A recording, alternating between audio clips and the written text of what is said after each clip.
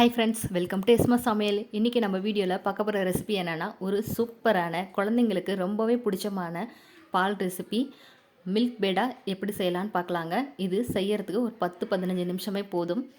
இது பார்க்குறதுக்கு முன்னாடி இது வரைக்கும் நீங்கள் நம்ம சேனலை சப்ஸ்கிரைப் பண்ணலைன்னா சப்ஸ்கிரைப் பண்ணிவிட்டு பக்கத்தில் இருக்க பெல் ஐக்கானை கிளிக் பண்ணி ஆல் கொடுத்துடுங்க.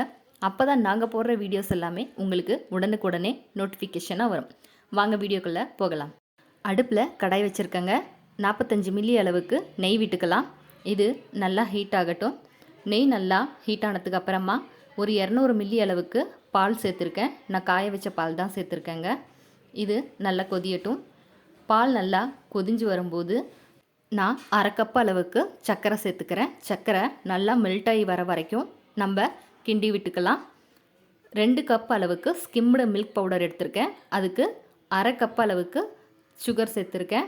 இது கரெக்டான அளவாக இருக்குங்க. இப்போது சர்க்கரை நல்லா மெல்ட் ஆனதுக்கப்புறம் பால் பவுடரை 3-4 பங்காக பிரித்து கொஞ்சம் கொஞ்சமாக சேர்த்து நல்லா கிண்டி கொடுங்க. ஏன்னா பால் பவுடர் உடனே கட்டிப்பட ஆரம்பிக்கும். சின்ன கட்டிகள் கூட இல்லாமல் நம்ம நல்லா கிளறி கொடுத்துக்கிட்டே இருக்கணும். மறக்காமல் அடுப்பை ஆரம்பிக்கிறதுலேருந்து முடிக்கிற வரைக்கும் சிம்லேயே வச்சுக்கோங்க.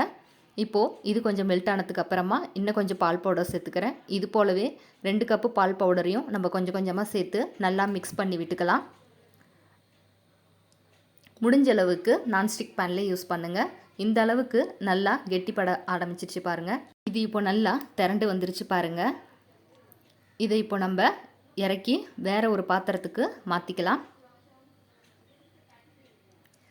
இப்போது நான் ஒரு கப்பில் நெய் தடவி அதில் பால் பவுடர் கலவையை போட்டு வச்சுருக்கேங்க. இது ஒரு 15 நிமிஷம் ஆறட்டும். இப்போ நல்லா ஆறி செட் ஆகிடுச்சு.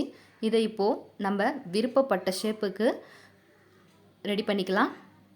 நான் ரவுண்ட் ஷேப்பில் ரெடி பண்ணிக்கிறேங்க. இது பேக்கரி ஸ்டைலில் நான் இன்றைக்கி பண்ணுறதுனால பேக்கரியில் இருக்கிறது போலவே ரவுண்ட் ஷேப்லேயே பண்ணிக்கிறேன். பாருங்கள், எல்லா பால்ஸையும் ரவுண்ட் பண்ணி எவ்வளோ அழகாக வச்சுருக்கேன்னு. இதில் நம்ம தேவைப்பட்ட நட்ஸை சேர்த்து குழந்தைங்களுக்கு விருப்பப்படி அவங்களுக்கு எந்த ஷேப் பிடிக்குமோ அந்த மாதிரி செஞ்சு கொடுக்கலாம். குழந்தைங்க ரொம்ப விரும்பி சாப்பிடுவாங்க. கண்டிப்பாக ஒரு முறை உங்கள் வீட்டில் ட்ரை பண்ணி பாருங்கள். இந்த வீடியோ உங்களுக்கு பிடிச்சிருந்ததுன்னா லைக், ஷேர், சப்ஸ்கிரைப் பண்ணுங்கள். தேங்க்ஸ் ஃபார் வாட்சிங்.